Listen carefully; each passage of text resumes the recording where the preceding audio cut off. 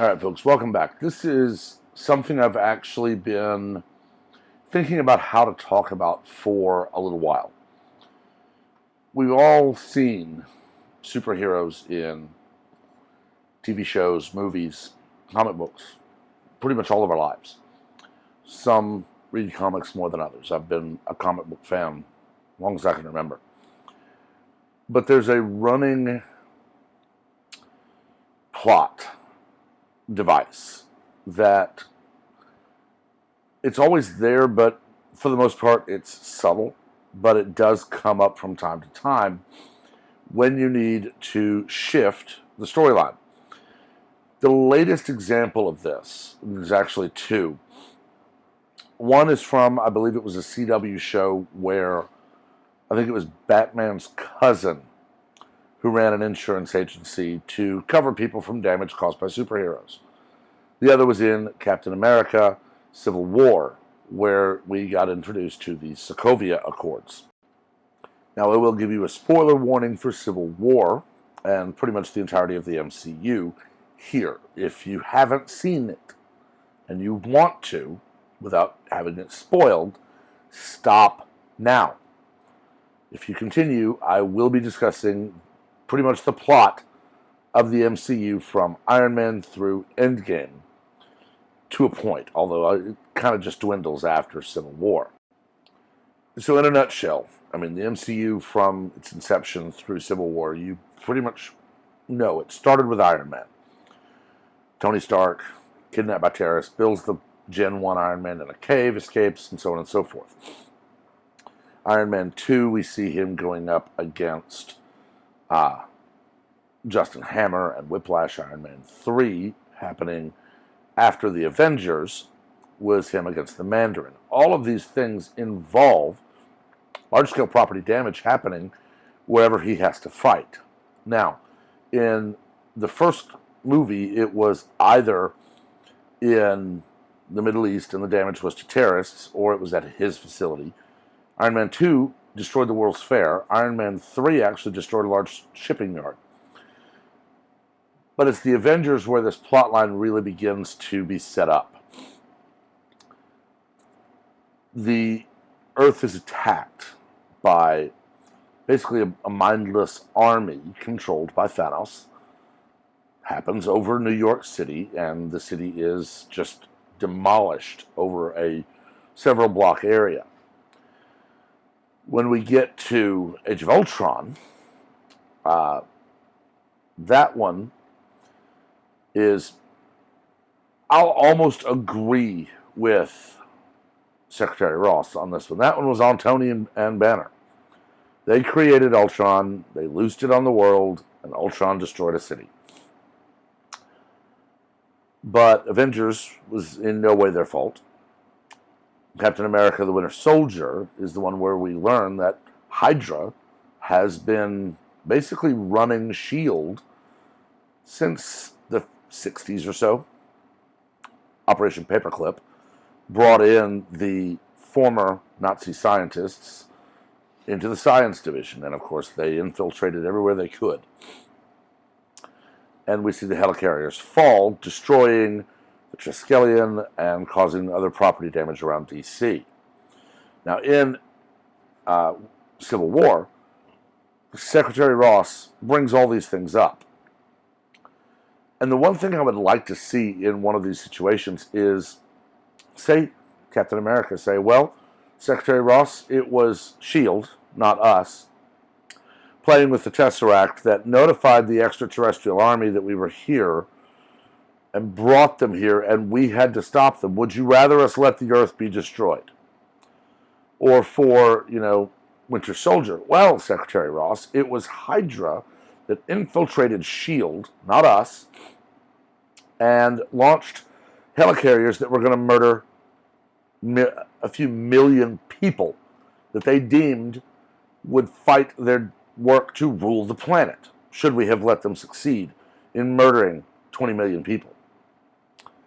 I want to see that asked in one of these situations, and oddly enough, we're actually kind of seeing it on an extremely smaller scale in the cities where the rioting is happening. The rioters are not being blamed for the destruction of the city. The police, who right now are hampered, okay, they are hamstrung in their attempt to restore order. If the National Guard goes in, they are not police. They are military forces. The military does not think like police. They think like military. The National Guard that would be sent in would be the Army National Guard, very possibly with some support from the Air National Guards running air reconnaissance or something like that, but it would most likely and mostly be the Army National Guard. Imagine, if you will, Kenosha, Seattle, Portland. The National Guard goes in. They quickly and efficiently end the insurrectionist riots. People are going to get hurt. Someone will attack the National Guardsmen, and they will retaliate. Some of these people who are throwing Molotov cocktails and explosive devices at federal buildings and law enforcement, and in this case they will be throwing them at National Guard, will be shot.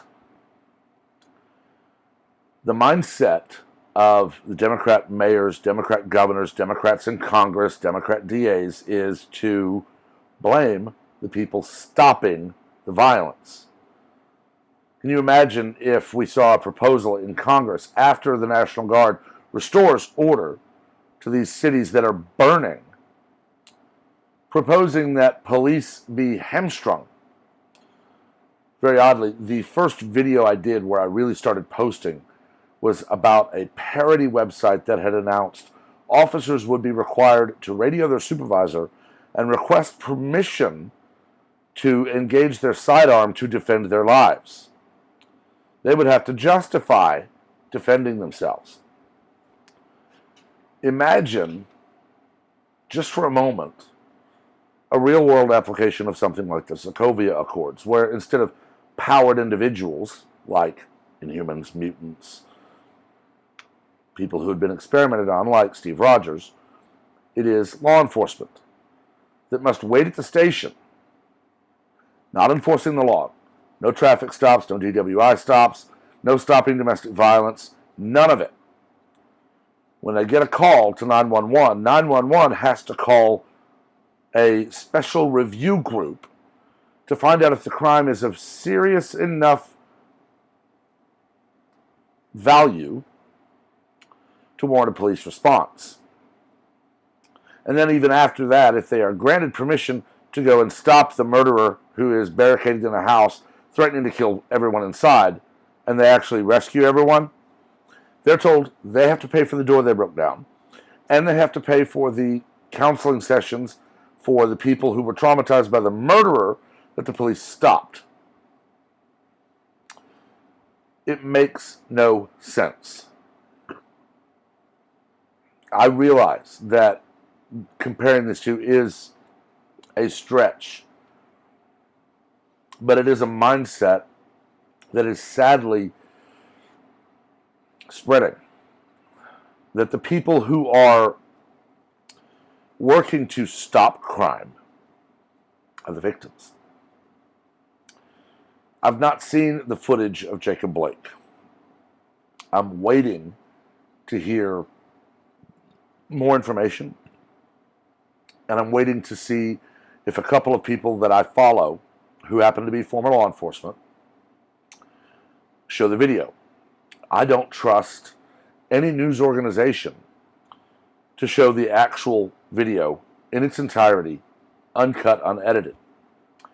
I have seen the George Floyd footage. I have also seen the reports that he would have died very shortly after the police got there due to a fentanyl overdose.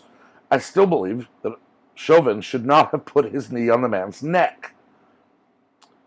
There are much more efficient and effective ways to restrain someone that would not have put him in any danger. You know, if he can't breathe because his arms are behind his back, I understand that. I have difficulty breathing. If you cuff me behind my back without using what I call athletic cuffs, where, you know, the chain is long enough to where my hands are at my side. You pull them around far enough to get them actually to meet for cuffs, and it tightens my chest. A lot of people have that, and they really can't breathe when they're cuffed. The solution to that, you place the person against a wall, chest touching the wall, with their head turned so they can breathe, with one person on either side holding an arm. Someone behind him to prevent him jumping around and all. Not pressing him into the wall. You're holding his arms against the wall, and his arms being extended but not twisted behind his back or whatnot, allow his chest to rise and fall. Had these officers done that, the riots would have still happened, because the people rioting would have said, well, the cops must have given him the fentanyl. That's how far gone they are. Nothing will convince them that the situation is not exactly what they want it to be. I agree with Senator Rand Paul on no-knock warrants. Okay? A no-knock warrant should never be issued. Had that one not been issued, Breonna Taylor would still be alive. I'm not going to go so far as to say charge everyone involved with manslaughter, throw them under the bus and all that. I do agree, though, that no-knock warrants should be gone. There are situations where if a police officer shows up and they hear what they believe to be a horrific situation inside the structure, they can radio and say, I'm breaching. They have to justify that. They have to be able to say, I heard what I thought was someone being horrifically assaulted, and I entered the home without a warrant to do what I thought was right.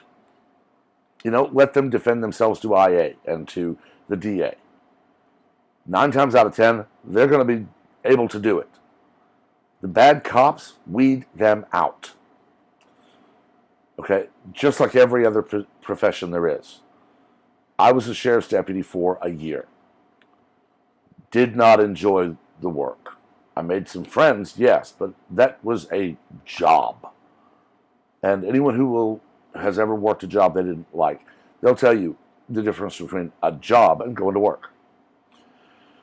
I was let go in a reduction in force, just almost right at my 1-year mark, and I'm not upset about it at all. I found another job. I ended up going to a couple of places before I found what I thought was going to be a good long job. Got reduction in force again because the company was moving out of state, went back to school, and here I am. But during that time, I became a volunteer firefighter, and I loved it. I was doing this for free, and I loved it. There's a YouTube channel called Fire Department Chronicles. Jason is insane, insanely funny, and absolutely correct about everything he talks about.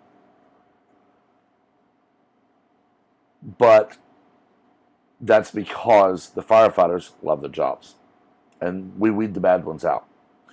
But if you applied this same logic, firefighters roll up, and I have luckily never worked in a department where, I respond to a 20-story building with fire shooting out the windows and all that. But I do know that if you roll up on a building and you can see fire going, a lot of times a hose team is going to open up on a window. It will shatter the window, which will ventilate the house, sometimes increasing the severity of the fire, but allowing for hundreds of gallons of water to enter in a moment. Firefighters are not going to try and jimmy the lock. We're going to break the door down. We get the fire out, we're going to rip sheetrock off the walls, off the ceiling, looking for hot spots. Fire will crawl into the tiny little crack behind an outlet plate and get into your insulation and smolder there for hours before it reignites as a fire. We're going to bust down doors on the inside looking for people and victims that need to be rescued. What would happen to fire departments if they were made to personally pay for every amount of damage they do while putting out a fire and saving lives? We're seeing a push for that kind of logic. One cop, Chauvin, who I firmly believe should be off the force, he should be disciplined for kneeling on a man's neck, no matter if that was the cause of death or not. But you don't punish the industry for the actions of one bad apple. And that is clearly seen in the rush to defend the 3 violent people who attacked a child and then themselves got hurt and killed. It's a one-sided argument. In the MCU, Secretary Ross is all high and mighty about how the Avengers need to be controlled. Never mind that the government routinely does exactly what he's saying is wrong. All over the place. But the Avengers, who stopped an alien attack they did not start, who stopped a massive organization that was going to kill millions upon millions in a press to subjugate the world, that they didn't bring out, they have to be made to pay. It is a mindset. It is a I'm never wrong mindset. And it is dangerous in the extreme. I know. Making the comparison is a massive stretch. But as we've seen in the last several years, things that start off very, very small grow into these massive things where you get to a 1984 style world where the government will just decide you are to be unpersoned. Government does something, it doesn't go well, someone else is made to take the fall. It's not a world I want to live in at any level of that escalation. I will never defend a corrupt cop, just like I'll never defend an incompetent or corrupt firefighter, or teacher, or baker, or ditch digger. If someone is doing something that is wrong, call out the person, not everyone who works the same job.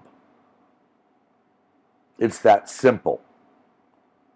It truly is.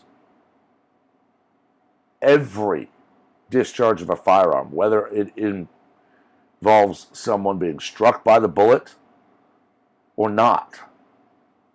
An officer, used to, they would give a warning shot, pop one into the ground. Every round that is fired from an officer's sidearm, when not at the range, practicing, has to be accounted for. And they are investigated. Every use of a taser, every use of force of any kind, trust me, there are people going over it with a comb so fine-toothed that it could find a needle in a haystack without any real work. I've rambled and ranted long enough. As always, let me know what you think, but be civil.